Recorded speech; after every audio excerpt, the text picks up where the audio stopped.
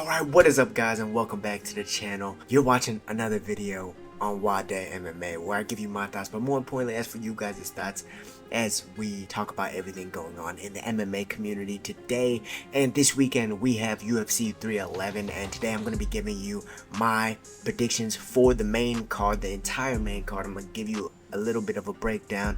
If you want my full breakdown and my full card predictions and the parlay, go ahead and check out the Will versus the Way episode 64. I also on that episode recap my latest fight. That's why you see a couple bruises. I fought on Fury 100. We did get the win. Just to let you guys know, I know you guys probably saw the post I made a couple days ago, but we got the win at Fury 100. Couldn't be happier with my performance, and now I get to make content for you guys, right? So if you guys want to see a little bit more about the preparation going into that fight, or my mindset and mentality, and like a documentary style video about my latest fight, go ahead and let me know in the comments down below. But with that being said, let's go ahead and get into the predictions for UFC 311's main card. Arman Tsarukyan pulls out on 1 day's notice against Islam Makhachev. He could not make weight. While he was cutting weight, he hurt his back, and Renato Moicano steps in. Where does this leave our picks, our predictions, and our money? Well, let's find out. But before we find out, go ahead and drop a like on this video, and of course leave your thoughts below in the comment section. And as always, you're more than welcome to subscribe and hit the bell icon to be notified when more videos like this one pop up in the future.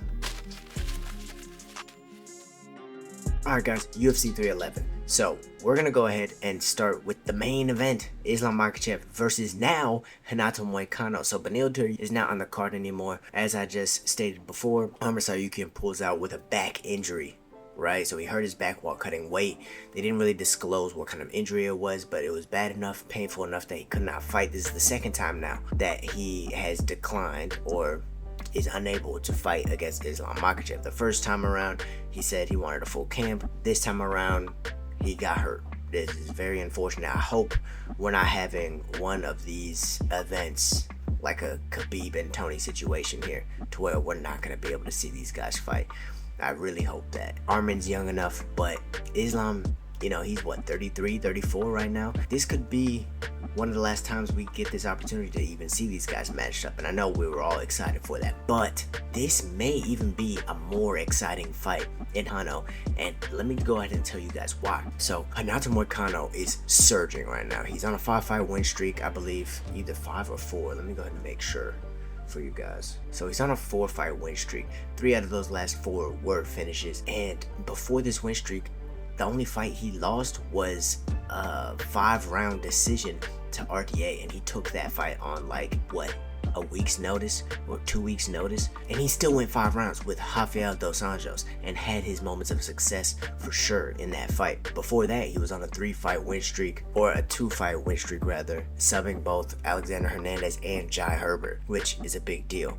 Now when we look at this matchup, like I said, Renato Moicano has had momentum, right? He's been ripe for a title shot, especially coming off of his last win against Benoit Saint Denis, where he absolutely destroyed him and just made his face look like mush. That in and of itself was already a contender fight. Then he was going to be fighting Beneil Dariush, and maybe he would have even needed one more if he didn't get this opportunity, but he gets this opportunity. Renato Moicano is a grappler, right? This is what he is best in. He's been a black belt in jiu-jitsu for probably around 6 years now, and has wins over guys like Christian Guzman out of Gracie Barra or Chase Hooper. He also beat him in a grappling match. This guy has been doing grappling matches in between his MMA fights. Not to mention he uses his grappling in MMA, so he's getting a whole bunch of experience on experience, and this is someone that Islam isn't gonna just be able to straight up ragdoll and out grapple. Now, Islam might have slightly the size advantage going into this matchup,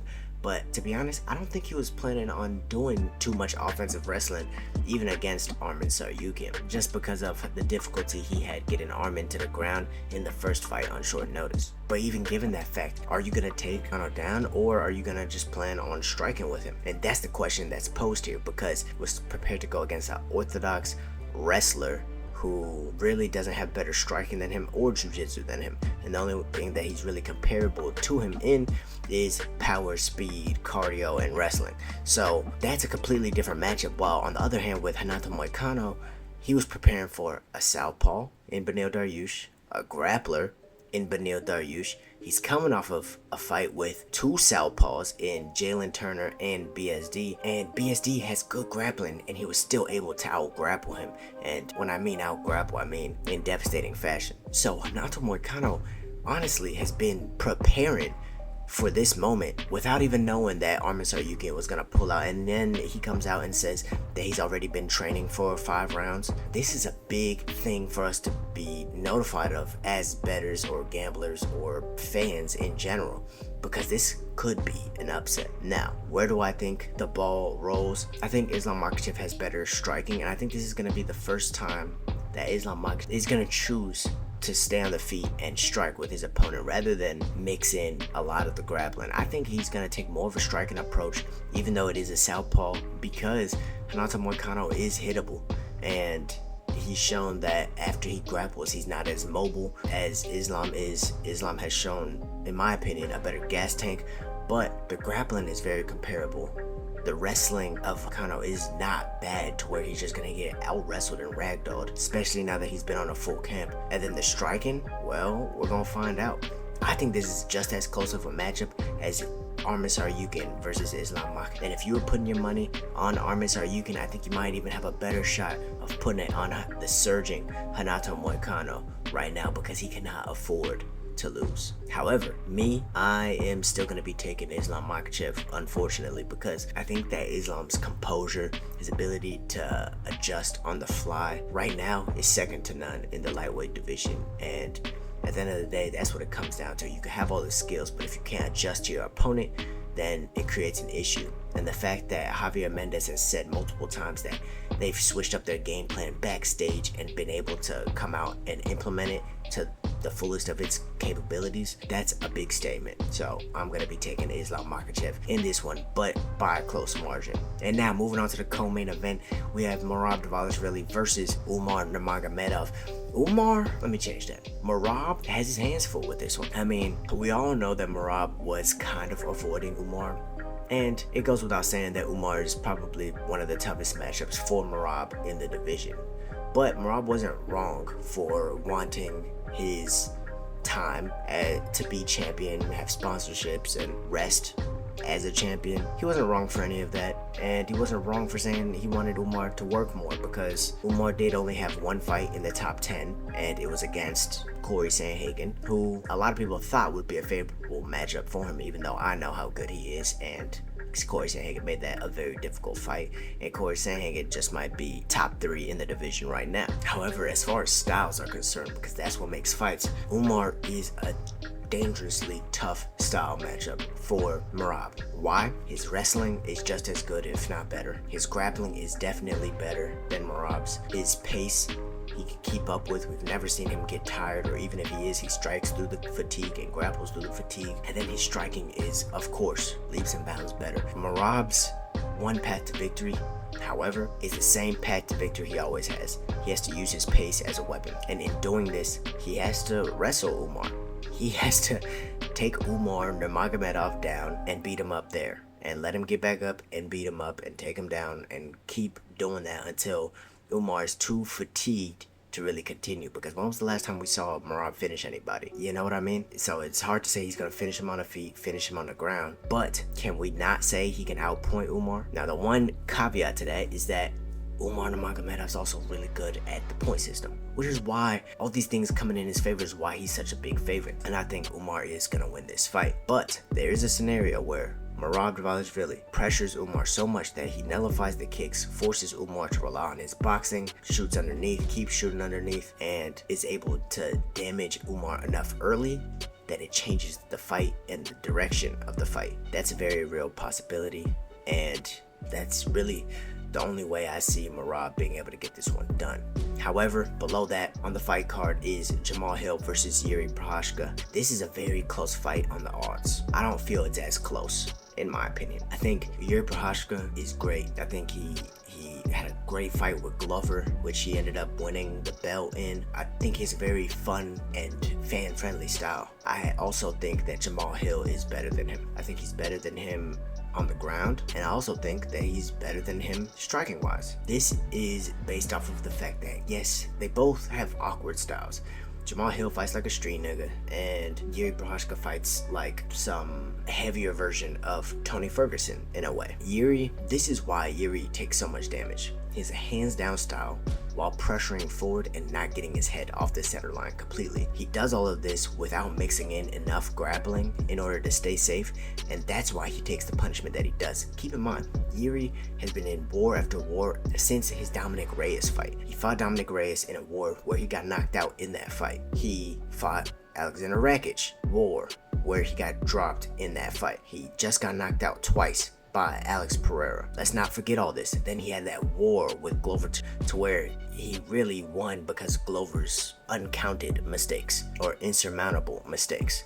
So he's had all these wars back to back to back, and eventually this thing catches up to you, man. He hasn't changed much in his style, and honestly I think it's hard to change that much in your style when your next fight is going to be what, 3 months after his last one, after getting knocked out twice in one fight by Alex Pereira. It's not good for your brain, especially when you're going against someone who's as accurate, big, powerful, fast as Jamal Hill. And Jamal Hill knows what the fuck he's doing. He's not dumb. He's not a bad fighter. That Pereira one, there is some soilage there. There is some controversy there, even though Pereira is probably still the better striker and better fighter. There was a slip up there. Shout out Herb Dean. But we're not talking about that right now. We're talking about who's going to win this fight, and I think that one's Jamal Hill. So these odds are pretty close, minus 100, plus 100. I think you should take Jamal Hill on this one. Now, Yailton Almeida versus Sergey Spivak did get moved up to the main card. I think Yailton Almeida wins that one. I think they're both grapplers. Sergey, is he going to really grapple with Yailton Almeida? I think Yailton is just going to be better in this one. I'd be surprised if Sergey Spivak pulled out a win, but I'm going Yailton Almeida. I think he'll be able to get like a second round finish. Yeah. And lastly, on this card, on the main card, Kevin Holland versus Renier de Ridder. Renier de Ridder is a dangerous grappler, very dangerous, and he's big. He's fought at light heavyweight and he's also fought at middleweight. He was one championship, double champion. This dude, he's very dangerous, especially off of his back, but in the jiu-jitsu department, very dangerous. He doesn't like to get hit. Kevin Holland knows that. His striking is not very good. Kevin Holland knows that. And one thing I want to bring up is the fact that you need more time to grapple and show your dominance grappling than you do to knock somebody out, right? Anybody could get caught. Not everybody can put together sequences to finish somebody on the ground, right? And if we're speaking in terms of finishes, Kevin Holland, outside of Khamzat Chimaev, has not been finished on the ground. Yes, he had that little rib injury. We're not talking about that. He has a black belt in jiu-jitsu, and it's meant for MMA and self-defense. It's not meant for sport jiu-jitsu, to where he's not going to be taking damage. If someone is striking Kevin Holland on the ground and not hugging his hips, then Kevin Holland usually is able to get back to his feet and get up. In saying this, Kevin Holland also has a lot better striking than Renier de Ridder. He has a range that is very unique and weird for the middleweight division, and he closes the gap very fast, and that's something Renier is not used to. Given that, do I think Renier will be able to take him down? Yes, maybe. Do I think he'll be able to finish him on the ground? 5 minutes does not seem like enough time to be able to finish Kevin Holland on the ground, unless you're really putting that pace on him like a Khamzat Chimaev, which Renier de Ridder does not grapple like that. He's a lot more patient of an approach, and I think if Gerald Mearshart could box up Renier, then Kevin Holland has a very high potential of knocking him out. So, guys, there's my official picks, my predictions for UFC 311's main card. Take them or leave them. Do what you want with it. Guys, thank you for supporting me. Thank you for supporting my journey and my content. If you like this video, go ahead and give it a thumbs up and leave your thoughts down below. And of course, you're more than welcome to subscribe to Nwadei MMA. Guys, stay safe, stay blessed, and I'll see you guys in the next one. Peace.